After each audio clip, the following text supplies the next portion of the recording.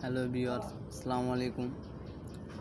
সবারই জীবনে একটা প্রতিভা থাকে, কেউ দেখায় কেউ দেখে না। আমার জীবনে একটা প্রতিভা আছে, আমি আপনাদের সাথে শেয়ার করতে চাই।